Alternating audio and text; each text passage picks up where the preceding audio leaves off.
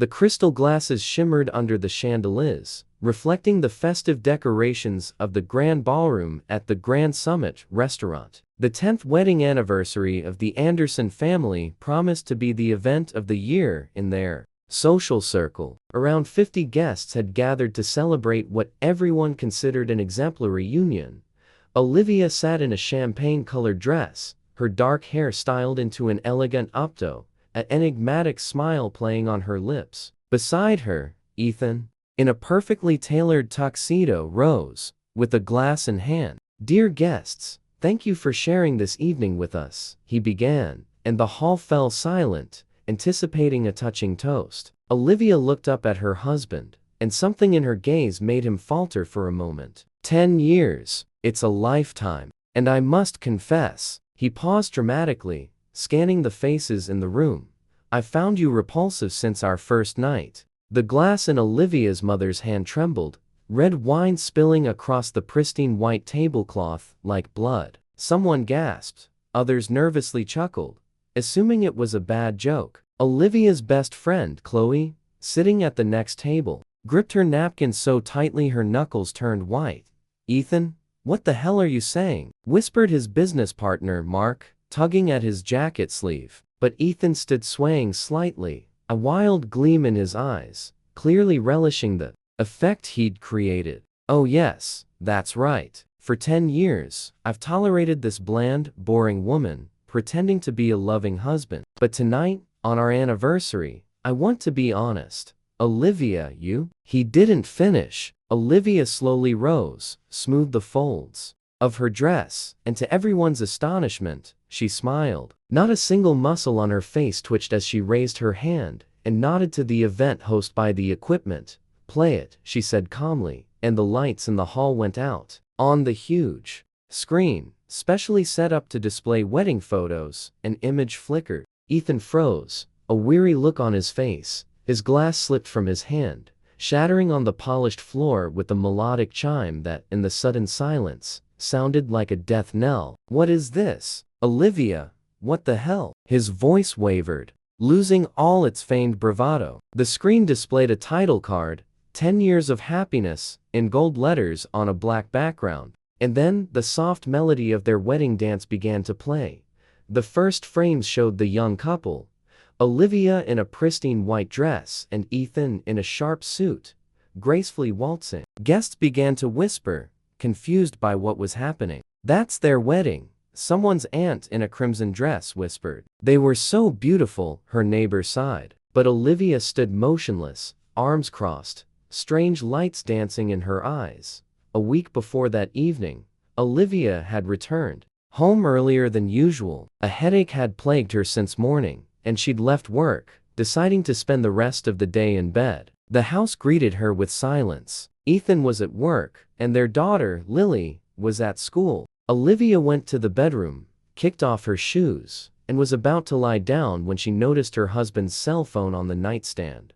"Odd, he never forgets it," she thought, picking up the device. The screen lit up, showing an unread message. "Hey, kitty, coming over tonight? I bought that lingerie you like. Kisses." Olivia's heart skipped a beat. She knew his password, their daughter's birthday. Ethan never changed it. With trembling fingers, she unlocked the phone and opened the chat. What she saw made her sink onto the bed. Months of correspondence with someone named Alyssa, photos that left no doubt about the nature of their relationship, and most terrifying, discussions of future plans that had no place for her or Lily.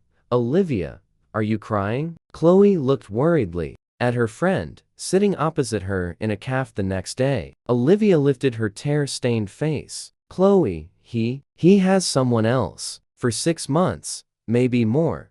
Chloe gasped, grabbing her friend's hand. "No way, Ethan, but you too. Your anniversary is next week." Olivia gave a bitter chuckle. "Yeah, 10 years. 10 years I've been a fool." "You know what's the most disgusting part? They're discussing how he'll divorce me after the anniversary. Apparently it's important for dividing assets." Chloe's face reddened with anger. "The jerk. Liv, you're not going to take this, are you? We need to act now." "No." Olivia suddenly straightened up, a strange glint in her eyes. No, Chloe, I'm not going to make a scene. I have a better plan. Remember Greg Harrison, my acquaintance? He's a private investigator. I already called him. Chloe raised an eyebrow in surprise. And what are you going to do? Olivia smiled mysteriously. I'm going to give him an anniversary. He'll never forget, and everyone else will remember it too. Greg Harrison, a former detective now a private investigator, listened carefully to Olivia, taking notes in his pad. So, you need proof of infidelity for court? He clarified. Not just that. Olivia leaned forward. I need everything. Where they meet, what they talk about, what they're planning. And I also want to know everything about his past. How we met, how he courted me, everything you can find. Harrison thoughtfully tapped his pen on the table. That's going to be expensive. Money is not a problem. Olivia cut him off. I have personal savings that my husband doesn't control. The detective nodded. All right, give me 3 days. But why do you need information about the past? That's not required for a divorce. Olivia stood up, smoothing her skirt. That's for something else. Just do your job well. At the door, she turned back. And I also want you to be at our anniversary. As a guest, I'll introduce you as my distant relative. Harrison raised an eyebrow in surprise, but agreed. For the next few days, Olivia played the role of a loving wife with the skill of an accomplished actress. Ethan, darling, booked the grand summit for our anniversary, she cooed at dinner. About 50 people are coming, no less. I want everyone to see how happy we are. Ethan absently nodded, not looking up from his phone. Yeah, honey, whatever you say. And I hired a videographer to make a film about our family. You know, collect all our photos, videos from the past 10 years. Ethan grimaced. Why all these sentiments? Oh, come on, Ethan. Olivia placed her hand on his, and he subtly flinched. It's such a milestone. I want Lily to watch it later and be proud of her parents. At the mention of their daughter, Ethan softened. Fine, do what you want. Just tell me how much it'll cost. Olivia smiled. Don't worry, I'll pay for everything myself. Consider it my anniversary gift to us. Mom, why are you crying? Lily peeked into her mother's room that evening. Olivia quickly wiped away her tears. It's from Joy, sweetie. Your dad and I are celebrating soon. The girl climbed onto her mother's bed. Does Daddy love you? The simple child's question hit like a slap. Of course, darling. Olivia hugged her daughter, burying her face in her hair. And do you love him? Lily persisted. I loved him very much, Olivia answered honestly. The girl pondered. Loved? And now? Olivia held her daughter tighter. Now I love you more than anything in the world. Lily sighed contentedly. I love you too, Mommy. But Daddy's been strange lately. He doesn't read me bedtime stories anymore. Olivia stroked her daughter's head. He's just working a lot, sweetie. But soon everything will change, I promise. Harrison didn't disappoint. 3 days later, he brought a thick folder of materials. Your husband wasn't very careful, he said, laying out photographs. He meets this Alyssa Peterson 3 times a week. She works in his department. She's 28, unmarried. Olivia looked at the pictures, a young blonde with a doll-like face pressed against her husband at a hotel entrance. What about the past? She asked. Harrison pulled out another folder. This was trickier, but I found something interesting. 10 years ago, your husband was deep in debt. He owed a lot after a failed attempt to start his own business. And then, he suddenly married the CEO's daughter, and all his debts vanished as if by magic. Olivia nodded. I thought so. What else? I have a recording. A contact of mine worked at the club where your husband had his bachelor party. They filmed for their archive, and there's an interesting conversation on it. He handed her a USB drive. Listen to it at home. And also, I have access to the cameras at the hotel where they meet. If you need recent recordings. Olivia stood. I do, especially the conversations. It's important to me what he says about me, about our family. Harrison nodded. Understood. Everything will be ready by the anniversary. At home, Olivia locked herself in her study and inserted the USB drive into the computer. The screen showed a nightclub at night. The quality wasn't great, but the sound was clear. Ethan, clearly drunk, sat in the VIP area with friends. "So, Ethan, ready for married life?" Mark laughed. "What choice do I have?" Ethan downed a shot. "Her old man promised me VP if I married her, and they'll cover my debts. But she's not bad, kinda cute," someone noted. "She's bland," Ethan grimaced. "Like oatmeal. No passion, no fire. But that's even better. She won't bother me with questions about where I am or who I'm with." His friends roared with laughter. "The main thing is to endure for a while, pretend to be in love. Then we'll see. Maybe in a year or two, I'll find a mistress for fun." Olivia turned off the recording. Her hands trembled with rage and pain. So, from the very beginning, everything was a lie from the first minute. Preparations for the anniversary were in full swing. Olivia met with organizers, discussed the menu, decor, and music. "I want a big screen," she told the restaurant manager. "We'll show a film about our family, of course. Madam Anderson, everything will be perfect." Simultaneously, she worked on the film with the videographer, whom she'd paid triple for his silence. "It's a surprise for my husband," she explained, "so we're editing everything in secret." The young man nodded, absorbed in his work. "It's turning out very dramatic," Olivia chuckled. "That's exactly what I'm aiming for." 2 days before the event, Ethan suddenly showed interest in the preparations. "Listen, Olivia, maybe we shouldn't go so overboard? After all, it's a family celebration." Olivia looked at him with innocent eyes. "Yes, but darling, I've already paid for everything and invited guests. Your mom and dad are coming all the way from Palm Springs." Ethan frowned. "Parents? Why did you invite them?" "Why, it's their son and daughter-in-law's 10-year anniversary. They were so excited on the phone."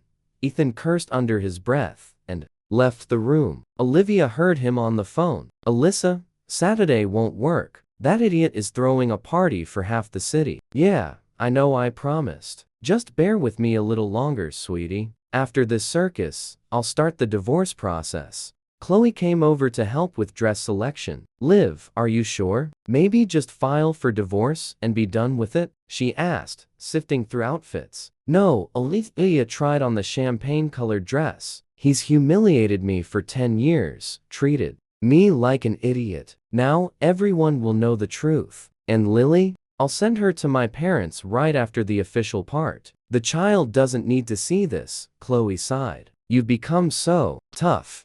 Olivia looked at her reflection. "You know, Chloe, I always thought love was about forgiving everything, enduring, waiting, hoping. But it turns out, love is also about respect for yourself, first and foremost." The morning of the anniversary was unusually sunny for October. Olivia woke up early. Ethan was still asleep, sprawled across the bed. She looked at her husband, trying to find even a trace of regret, but inside, there was only emptiness. "Happy anniversary, darling," she whispered, leaving the bedroom. In the kitchen, Lily was waiting, already dressed in a fancy gown. "Mommy, I'm so excited. It's such an important day." Olivia hugged her daughter. "Yes, sweetie, very important. After lunch, you'll go to Grandma and Grandpa's, okay? The grown-ups will have the boring part of the party," Lily pouted. "But I want to see your movie."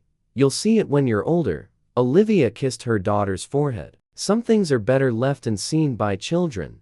At the salon, Olivia was treated like a queen. "Madam Anderson, you look absolutely radiant today," chirped the stylist, arranging her hair. "Your husband won't be able to resist." Olivia smiled mysteriously at her reflection, hoping that he wouldn't resist. Not him, not anyone else. Her phone vibrated in her purse. A message from Harrison. "All set. The latest recording from this morning is especially good. See you tonight." Olivia deleted the message and leaned back in the chair. Only a few hours remained until the show began. Ethan appeared in the kitchen closer to noon, looking rumpled and displeased. "Olivia, where's my tuxedo?" he called out. "In the closet. In its usual spot," she replied from the bathroom. "And don't forget the cufflinks I gave you for our 5th anniversary." Ethan grumbled something but obediently went to get dressed. An hour later, He came out into the living room where Olivia was waiting. "How do you look?" he asked mechanically, adjusting his tie. "Wonderful." Olivia stood up, showing off her dress. "Ready for our celebration?" Ethan gave her an appraising look. "Not bad for your age." Olivia didn't flinch. "Thanks, darling. You've held up well too." "Alyssa certainly appreciates it." For a moment, dead silence hung in the room. Ethan turned pale. "What? Who's Alyssa?" Olivia blinked innocently. "Alyssa Peterson, from your department. I invited your whole department to the party. You don't mind, do you?" Ethan swallowed hard.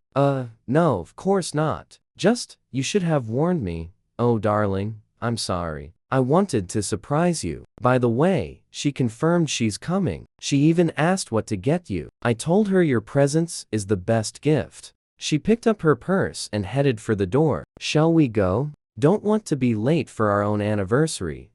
Tense silence filled the car. Ethan drummed his fingers nervously on the steering wheel, while Olivia gazed serenely out the window. "Olivia," he began. "About what I said. About your age. I didn't mean it like that." "I know what you meant," she replied calmly. "You always say what you think, especially when you've had a few drinks." Ethan flinched. "What are you trying to say?" "Nothing, darling. Just stating a fact. By the way, remember our bachelor and bachelorette parties before the wedding?" Ethan tensed even more. Vaguely. "Had a lot to drink then?" "Yes, I know." Olivia smiled. "A lot. And you talked a lot." The restaurant greeted them with festive hustle and bustle. Guests were already arriving. Waiters hurried between tables, checking the settings. "Olivia darling." "Ethan." Olivia's mother rushed to hug her son-in-law. "I'm so glad. 10 years. It's so wonderful." Ethan gave a strained smile, accepting. "Congratulations." Olivia noticed him subtly scanning the room, clearly looking for Alyssa. "She'll be here by 8, Olivia whispered to him. "I specifically asked her not to be late." Ethan flinched. "Olivia, what are you planning?" "Nothing special. I just want this evening to be memorable for everyone." Guests arrived one after another. Relatives, friends, colleagues. The hall gradually filled with voices and laughter. Harrison appeared, posing as Olivia's distant cousin from Seattle. "Glad to meet you," he said, shaking Ethan's hand, looking him steadily in the eye. Ethan mumbled something and quickly moved away. "Everything ready?" Olivia quietly asked. "Like clockwork," the detective responded just as softly. The videographer had already set up his equipment. "We're waiting for your signal."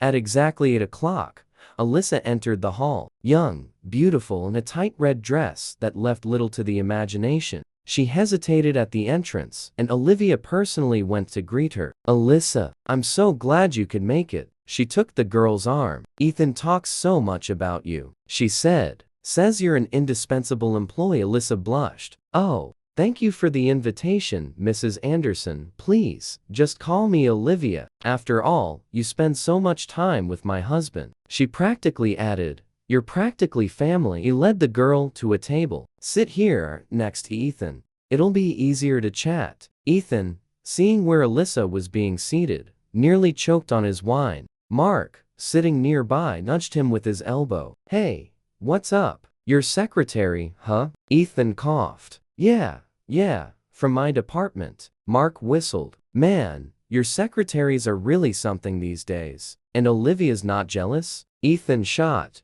a quick glance at his wife, but she was sweetly chatting with his mother, as if nothing was amiss. Dinner proceeded. Guests ate, drank, and toasted to the happiness of the couple. Olivia smiled, laughed, and responded to congratulations, but Chloe, sitting nearby, saw her friend's knuckles whiten as she clutched her glass. "Dear friends," the host tapped the microphone. "Now, we have a special moment. The anniversary couple has prepared surprises for each other. First up, the head of the family, Ethan Anderson."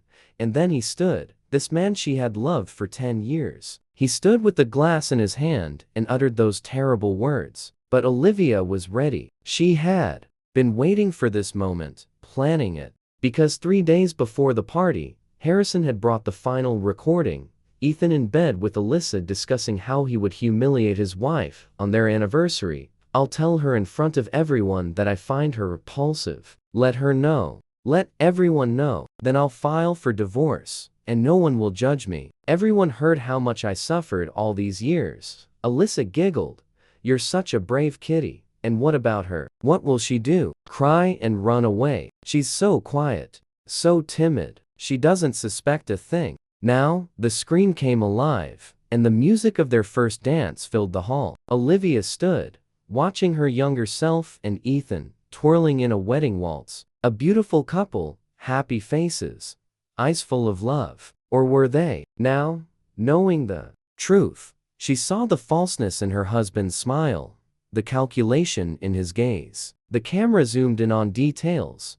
How he looked not at his bride, but over her head. How he mechanically performed the dance moves. How he secretly glanced at his watch. This is our wedding. Olivia's voiceover sounded calm and even tender. October 4th, 2014. The happiest day of my life, or so I thought. The scene changed. A caption appeared. 5 hours later, the screen showed a nightclub, the same one where Ethan had had his bachelor party. Only now, he was there again, after the wedding. The recording quality was poor, but the sound was clearly distinguishable. Ethan, what are you doing here? It's your wedding night. Mark laughed. Did the new wife let you go? On screen, Ethan, still in his wedding suit, but looking considerably rumpled, downed a shot. Told her I needed to get presents from the car. Got about 40 minutes. And you ran away here? You've lost your mind. Someone cackled off screen. Screw it. Ethan waved his hand. You know how disgusting it was to pretend to be in love all day. My jaw cramped from smiling. But it's fine. We'll get through it. The main thing is, her old man already made me VP. New office on Monday. Dead silence fell in the hall. Guests stopped chewing, frozen with glasses in hand. Ethan's mother turned as white as a sheet. Olivia's father clenched his fists. And on the screen, that old conversation continued. But she's not bad, kinda cute, someone's voice noted. If you turn off the lights and pretend it's someone else, Ethan laughed. You know what's funniest? She actually thinks I love her. Such a naive dummy. Today, she almost cried with happiness when I put the ring on her. And I was only thinking about how I'd definitely get the position, and my debts would be covered. Alyssa slowly began to slide down in her seat, clearly wanting to sink through the floor. Ethan stood like a statue, a look of horror frozen on his face. And the video continued. But you can't pretend forever, Mark was saying on screen. And who said forever? Ethan hiccuped. I'll put up with it for a year or two, establish myself in the company, and then we'll see. Maybe I'll get a mistress for fun, and she can just stay home, pop out kids. Perfect wife, quiet, submissive, doesn't suspect a thing. Turn it off. Ethan suddenly screamed, lunging towards the screen, but the restaurant security pre-warned, gently but firmly guided him back to his seat. Mr. Anderson, please calm down, the security guard politely said. It's your family celebration. Meanwhile, a new caption appeared on the screen. 10 years later, and so the chronicle of their family life unfolded. Birthdays, New Year's, vacations. Here was little Lily taking her first steps. Here was Ethan teaching her to ride a bike. Here was a family dinner. And parallel to these, as if in another dimension, other images played out. Ethan entering a hotel with an unknown woman. Ethan kissing someone in a car. Ethan at a restaurant with yet another fling. You know, for a long time, I didn't want to believe it. Olivia's voiceover sounded weary. I'd explain away his late nights at work, the strange calls, the scent of unfamiliar perfume. I told myself it was paranoia. He loved me, we had a family. Until 3 months ago, when I saw this. The screen displayed a text message exchange from a phone, zoomed in so everyone could read it. Alyssa? Hey, kitty, missing you. That old hen is pecking at me again about something. Ethan. Remember, baby, come over soon. I know how to comfort you. Alyssa, on my way. Told her it was a meeting. The idiot believes everything. Olivia's mother covered her face with her hands. Her father started to rise, but his wife held him back by the sleeve. A murmur swept through the hall. Some guests were indignant. Some looked sympathetically at Olivia, while others openly reveled in the scandal. And on the screen, footage from a hotel room was now playing. It wasn't explicit. Olivia had made sure not to descend into pornography, but it was damning enough. Ethan and Alyssa on the bed, discussing their future. When are you finally going to divorce her? Alyssa whined. After the 10-year mark, Ethan replied. My lawyer said it's crucial for court. I'll be able to claim half of everything.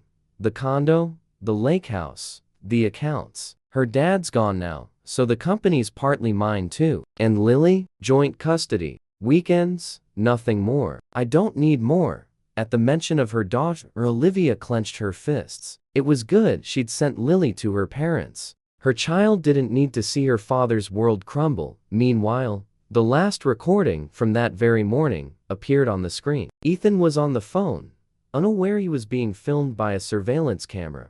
Yeah, Mark, I'm putting on a show today. I'm going to tell her in front of everyone that I find her repulsive. Let everyone know the truth. What? I don't give a damn what people say. I've tolerated that bland chick for 10 years. That's enough. After this, I'm filing for divorce immediately. And you know what? I'm even glad. Finally getting rid of this burden. The screen went black. In the sudden silence, only Ethan's heavy breathing and muffled sobs from somewhere in the room could be heard. Olivia slowly turned to her husband. Their eyes met, and in hers, he saw no tears, no pain, but something far worse, icy contempt and triumph. You knew everything, he croaked. You knew all this time. Olivia tilted her head. Not all the time, only for the last 3 months. But you know what, darling? That was enough to realize you were repulsive to me from the first night. I just loved you too much to admit it.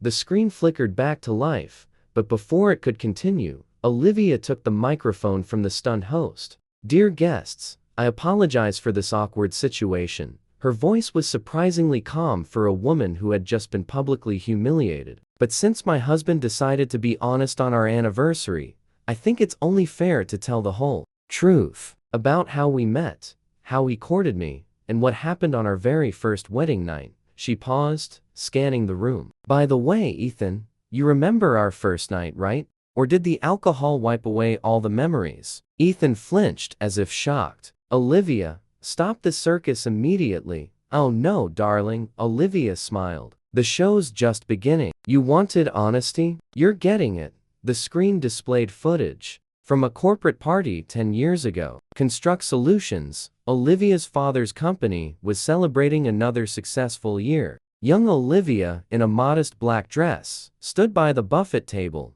chatting with colleagues. This is how we met, Olivia narrated in the voiceover. I had just returned from London, where I got my MBA. Dad insisted I work my way up in the company. Starting from the bottom, I was just a regular manager in the development department.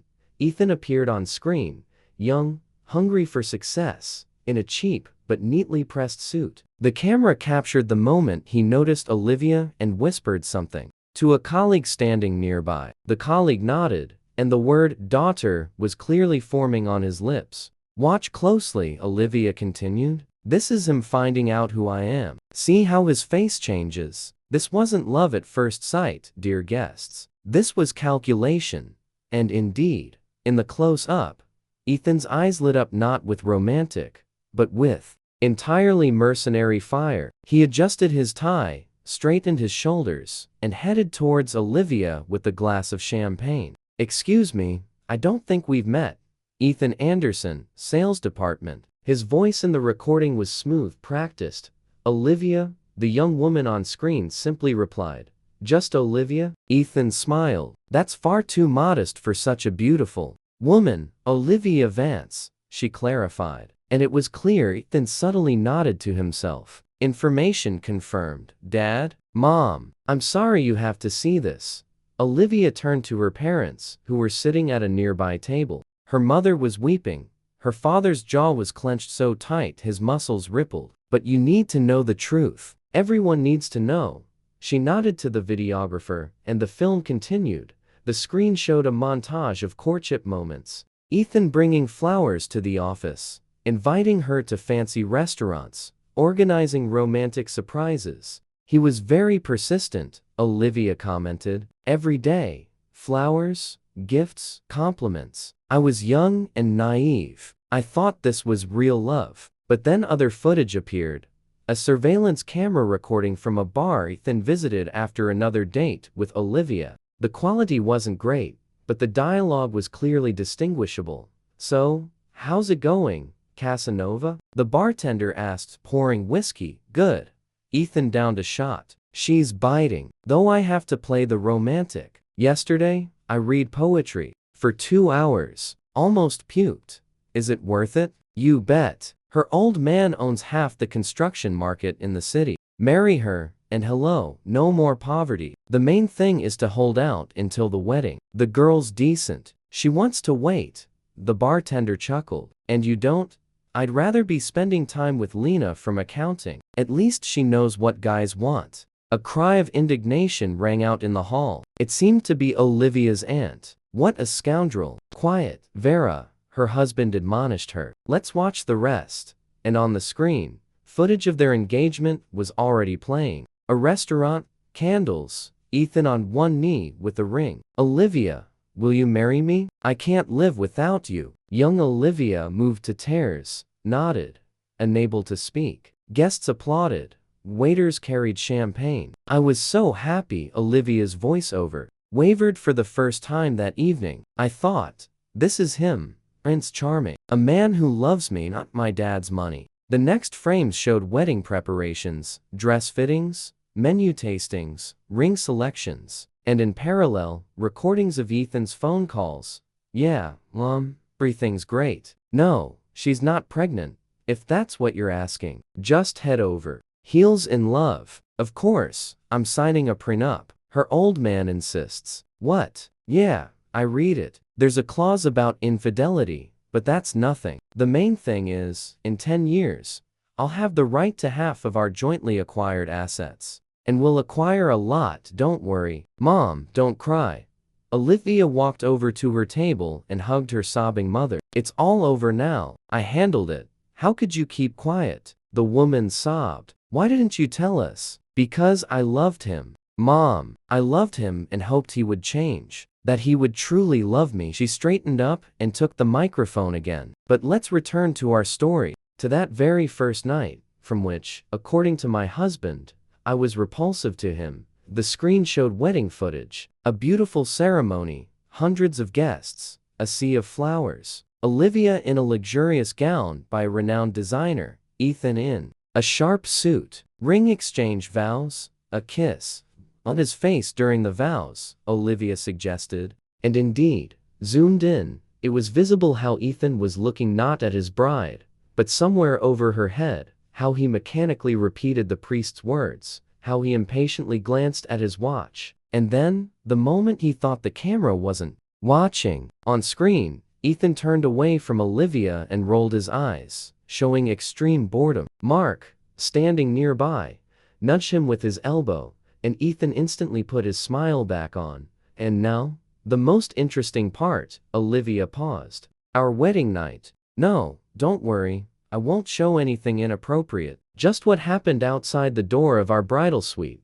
The screen displayed a surveillance camera recording from the hallway of a 5-star hotel. Time, 2:00 a.m., and emerges from the room. Looking around, he sneaks to the elevator and goes downstairs. The next frames were from the hotel bar. Ethan orders a double whiskey and pulls out his phone. "Hello, Mark." "Yeah, it's me." "No, everything's fine. She's asleep." "You're asking how it went?" "Like a root canal. I just closed my eyes and endured it." "Come on, it wasn't that bad. She's just so proper. Can't really kiss, like a log in bed." What does love have to do with it, Mark?" I explained. "This is business. Pure business. Of course. I'll be there." "Where are you guys?" "The casino." "On my way." "Wait up."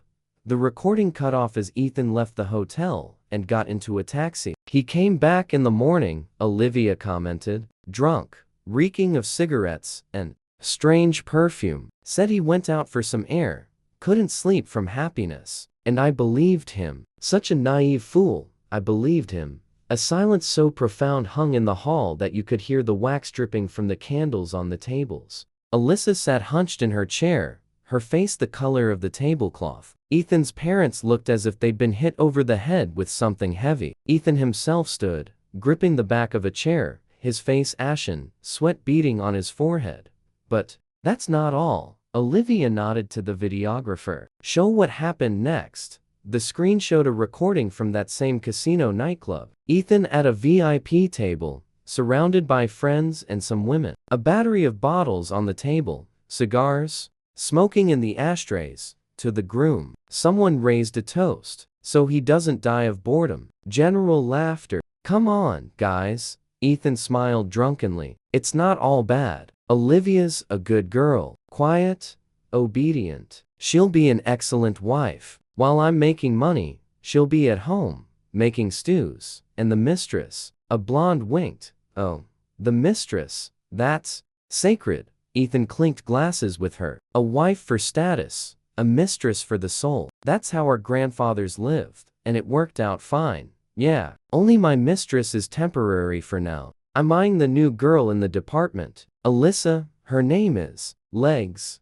Fire. Alyssa, in her seat, looked as though she was about to faint. Olivia noticed this and smirked. Don't worry, darling. You're not the first, and you won't be the last. Before you, there was Olivia from accounting, Rena from legal, Svetlana from PR. I know all of them. The detective is very thorough. Ethan flinched. Olivia, stop it. This is slander. Olivia, I'll sue. Go ahead. Olivia shrugged. I have all the evidence. Photos, videos, audio recordings, witness testimonies. Your buddy Mark, by the way, became very talkative when he found out his business might be investigated by the tax authorities. Meanwhile, the screen showed a recording of Ethan's conversation with a lawyer. Judging by the date, this was a month ago. I need a divorce consultation, Ethan said. Confidential. Of course.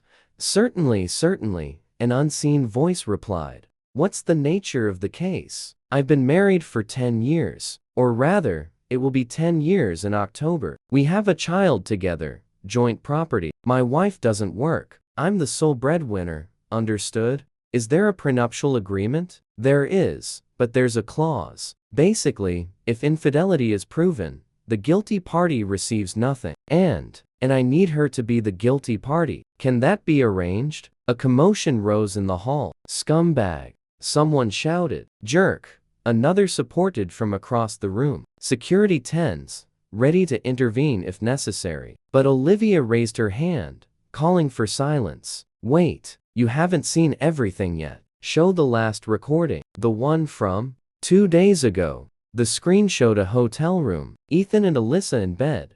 You know what I'm going to say at the anniversary? Ethan said, stroking his mistress's hair. I'll tell everyone that I find her repulsive. That she's been repulsive to me since our first wedding night. Alyssa giggled. You're so brave. And her? What about her? She'll cry and run away. She's delicate, sensitive. She won't withstand public humiliation. And the guests will confirm in court that I was unhappy in the marriage. Perfect plan.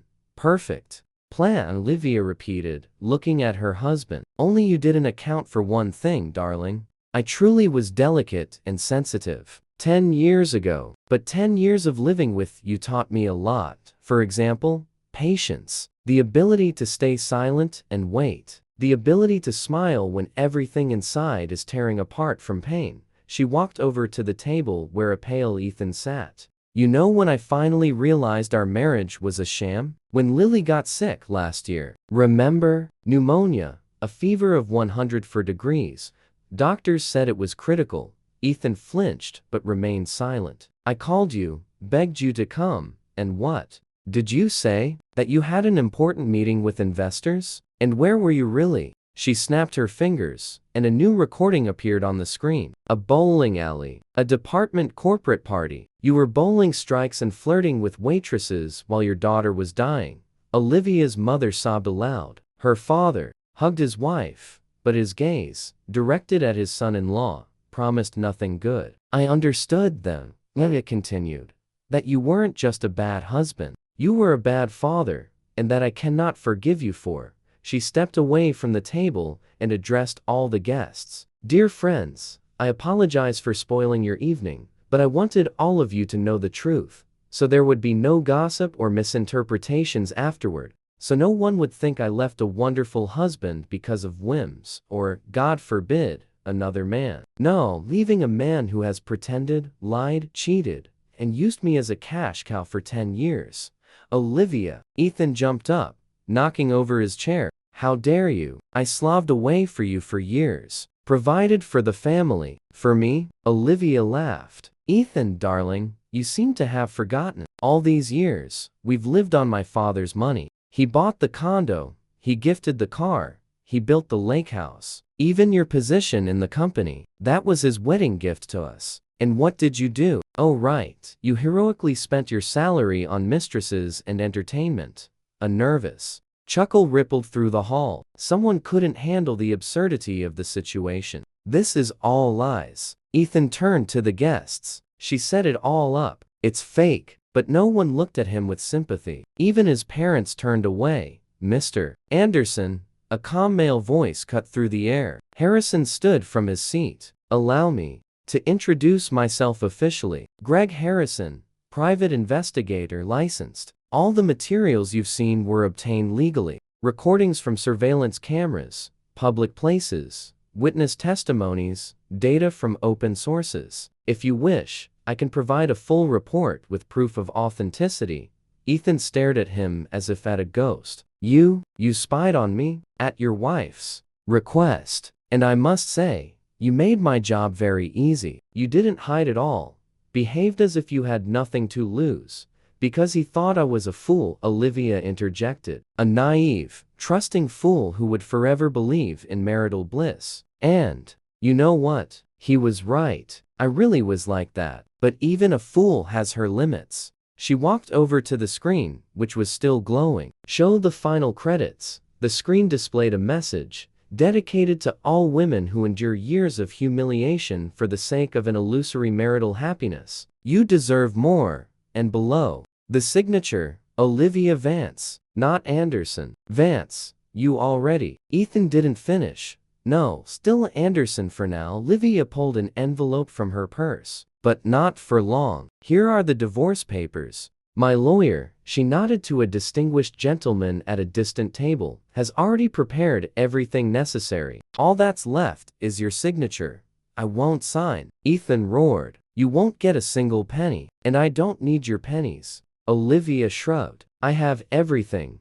The condo is in my name. The accounts are in my name. Even the car is registered to me. You remember, you yourself insisted everything be in my name for lower taxes. But you, darling, will be left with what you started with 10 years ago. Debts and a rented apartment.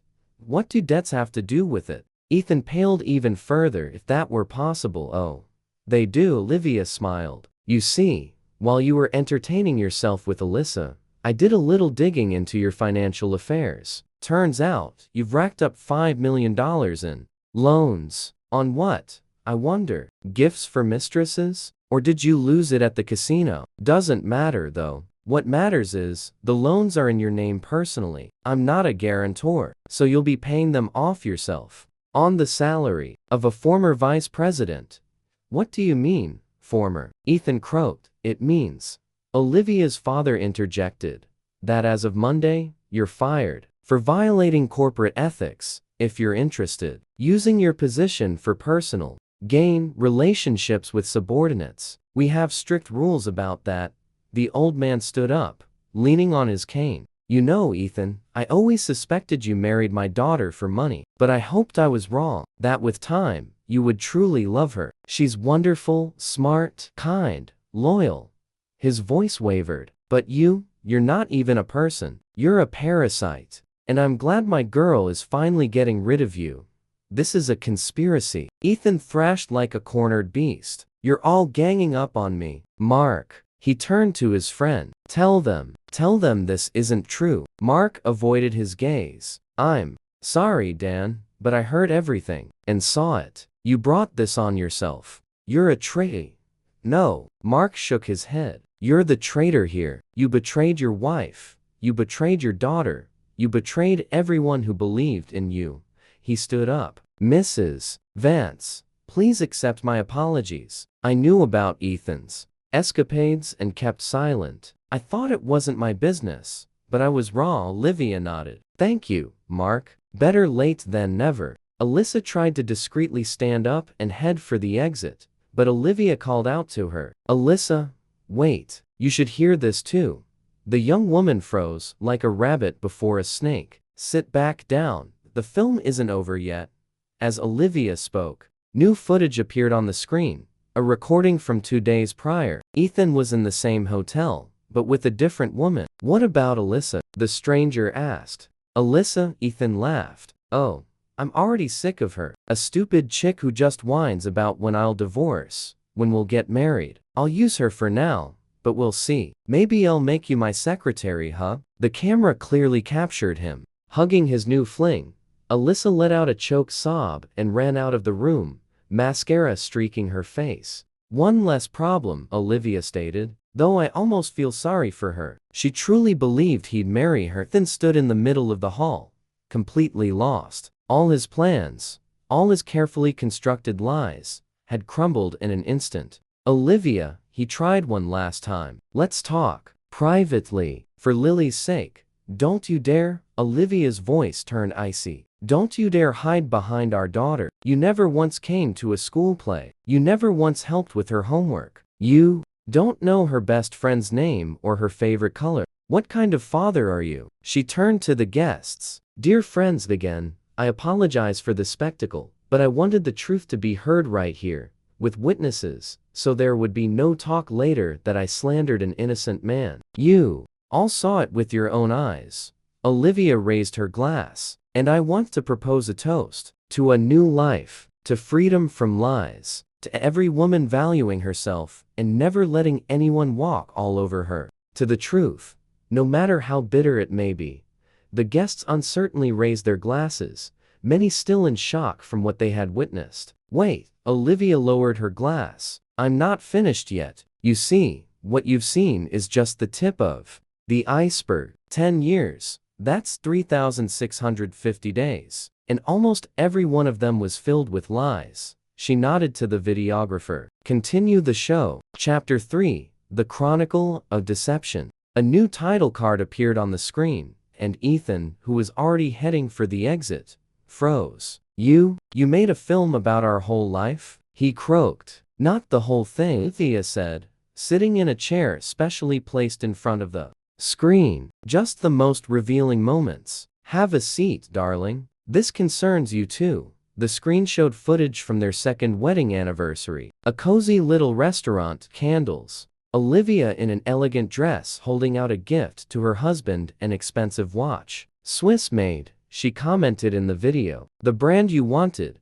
Ethan unwrapped the box, and the camera caught his disappointed face. Thanks, he said mechanically, immediately setting the gift aside. What are you getting me? Olivia asked in the video, a hint of hope in her voice. Oh, right. Ethan pulled a crumpled envelope from his pocket. Here you go. Olivia opened it. Inside was a gift certificate for cooking classes. So you can cook better, Ethan explained, burying his face in his phone. Olivia's face registered pain for a moment, but she quickly put on a smile. Thank you, darling. That's practical. Do you know how much that watch cost? Olivia addressed the room. $50,000. I saved up from my salary for 6 months, and he sold it a week later. I accidentally found out when I saw it at a pawn shop.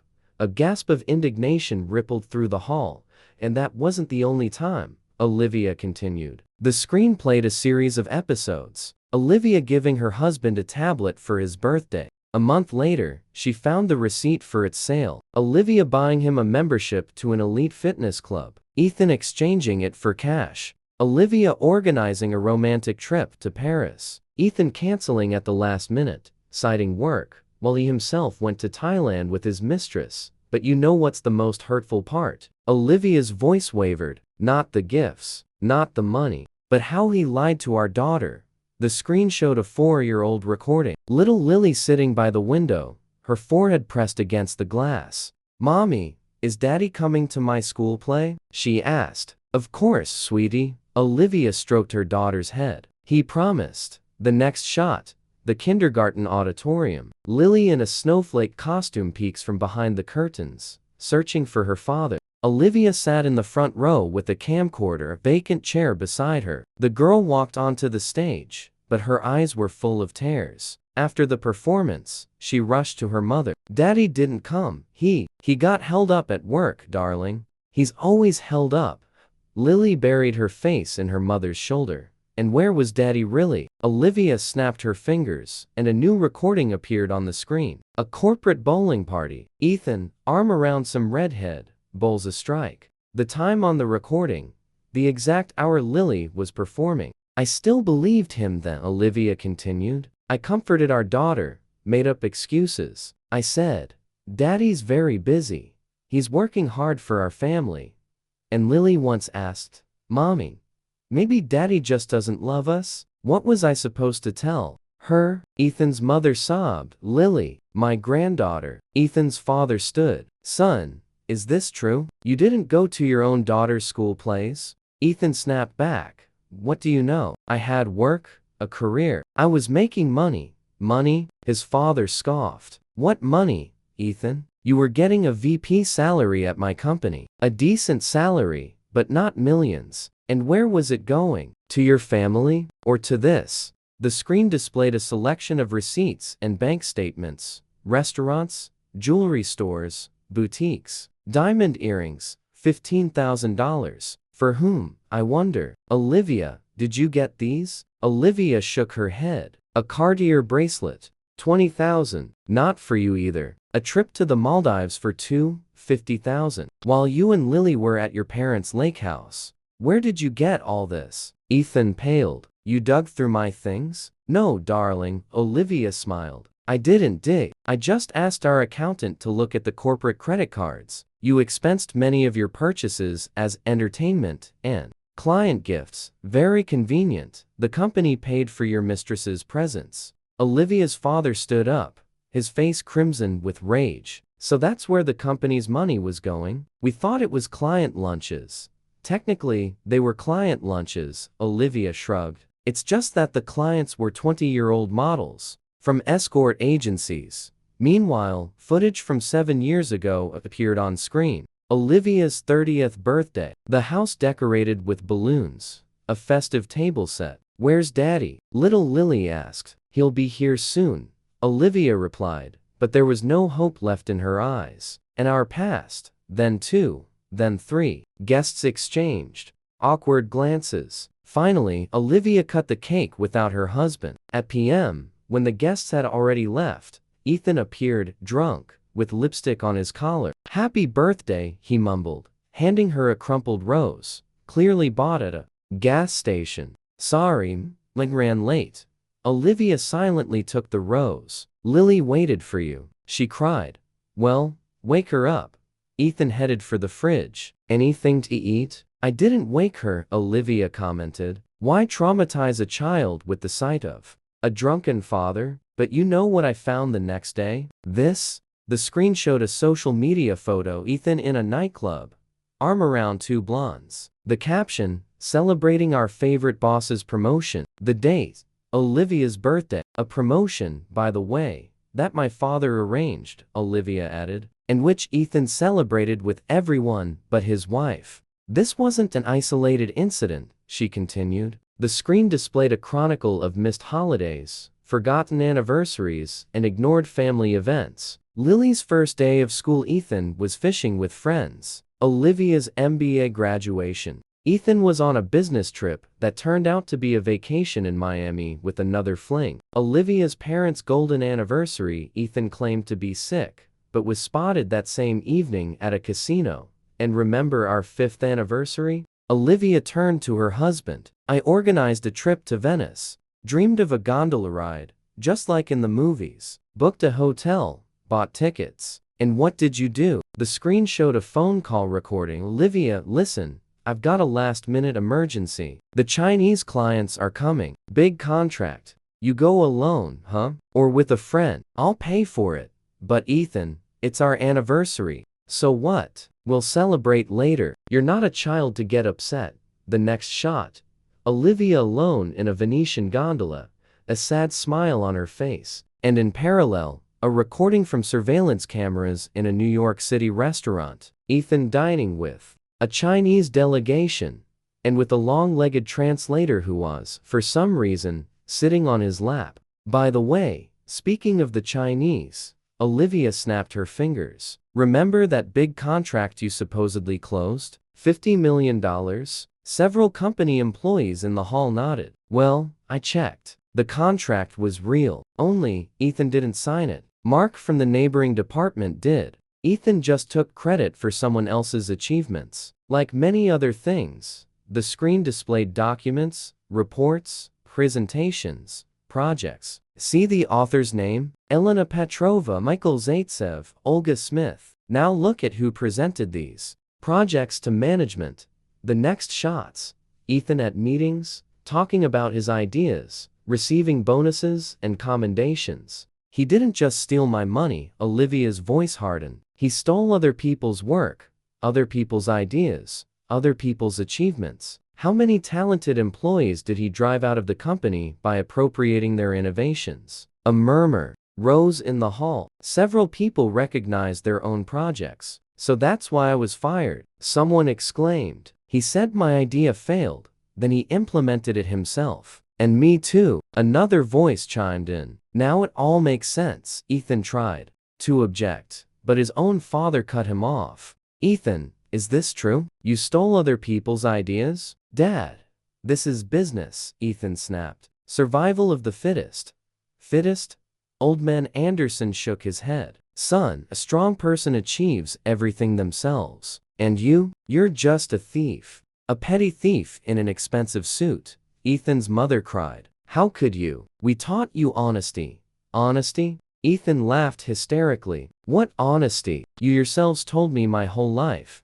Marry for money. Think about profit. Don't you dare blame your parents, Olivia interjected. They wanted the best for you. Yes, they were happy when you married into a wealthy family, but they sincerely believed that you loved me. I heard your mom tell her friends, my Ethan is so in love. He can't take his eyes off his bride.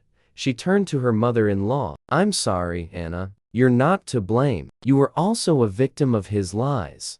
The older woman just nodded through her tears. Meanwhile, new footage played on the screen. Christmas 5 years ago. Olivia and Lily decorating the tree, baking cookies, wrapping presents. What are we giving Daddy? The girl asked. Daddy? Olivia hesitated for a moment. Oh, let's make him a card. Lily diligently drew.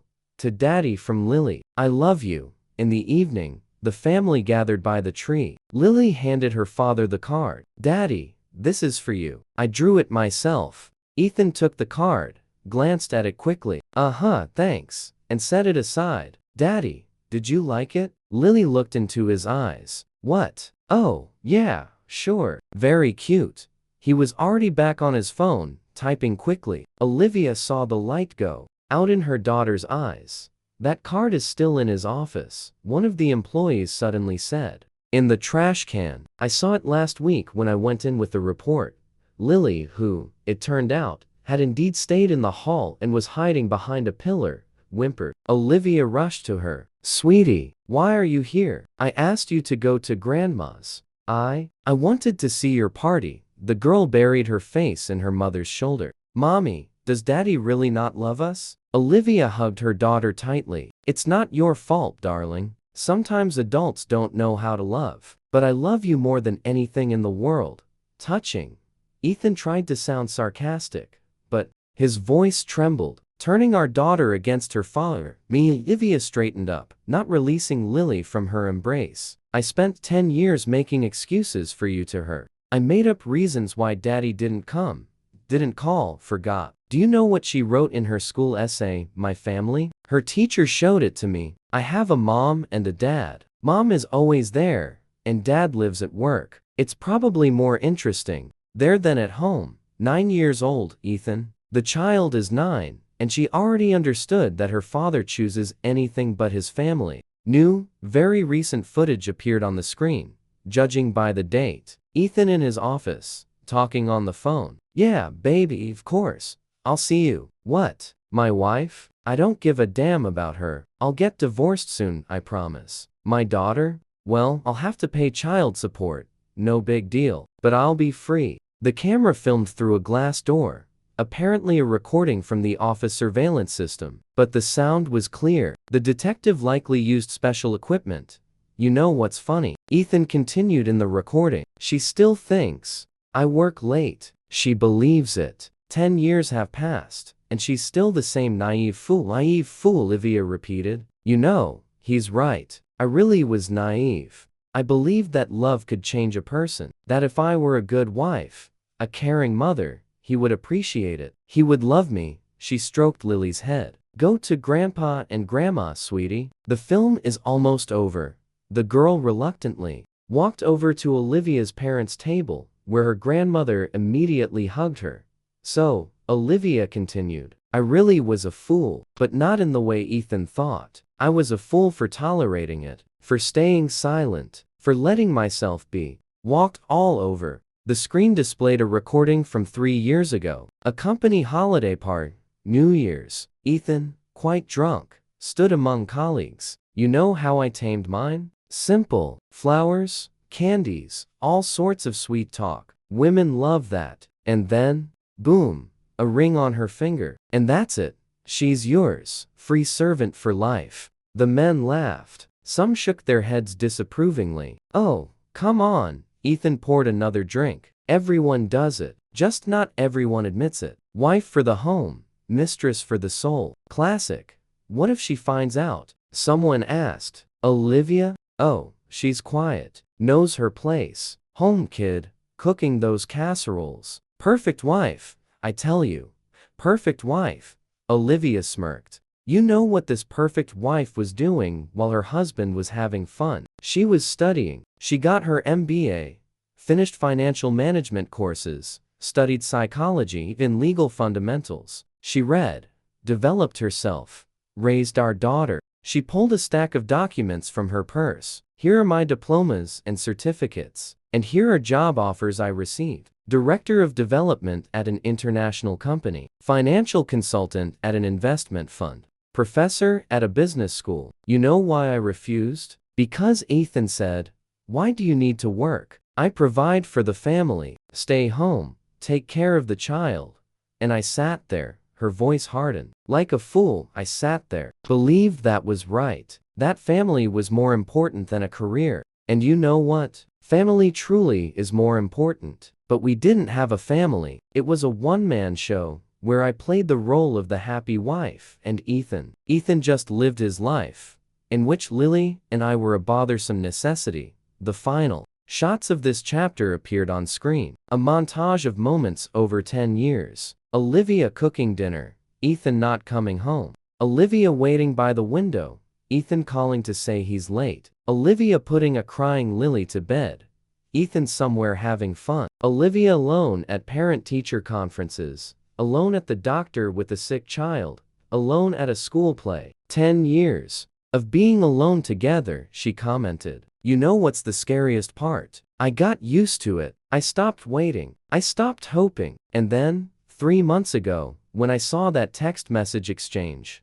I felt not pain, but relief. Because finally, I had a reason to leave. A valid, undeniable reason. You could have just filed for divorce. Ethan shouted. Why all this circus? I could have, Olivia agreed. But then you would have painted me as a hysterical woman making up infidelity. You would have said I was mentally unstable. And the child custody case might not have gone in my favor. I know you consulted with lawyers. I know about your plan to portray me as an unfit mother. Ethan turned pale. How? How do you know? From there, Leah nodded to Harrison. It's very useful to have friends in law firms. They share a lot of interesting things. So yes, darling, she stood, squaring her shoulders. This circus, as you put it, was necessary, so everyone could see the truth. So you wouldn't have a chance to slander me. So Lily, when she grows up, knows her mom didn't lose her mind, and didn't leave her dad on a whim. Her mom was just tired of living a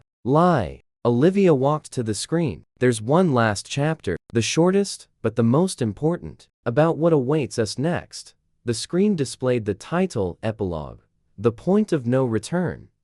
And Olivia turned to the hall. Dear guests, thank you for watching until the end. I know it was a difficult evening, but sometimes truth is more important than comfort. Sometimes you have to lance a boil for healing to begin. She looked at Ethan, who stood, clutching the back of a chair. And you know what, Ethan? I don't wish you ill. Truly, I wish you to meet a woman who loves you as much as I loved you, and to whom you will cause just as much pain, because only then will you understand what you've lost. The screen behind her lit up one last time, preparing to show the final part of this story. A story about how new life is born from the ashes of burned-out love. On the screen appeared a document, magnified so everyone could read every line. Prenuptial agreement, the title read, followed by the date, 10 years ago. Remember this document, Ethan? Olivia asked, without turning around. You really didn't want to sign it. You threw a whole fit,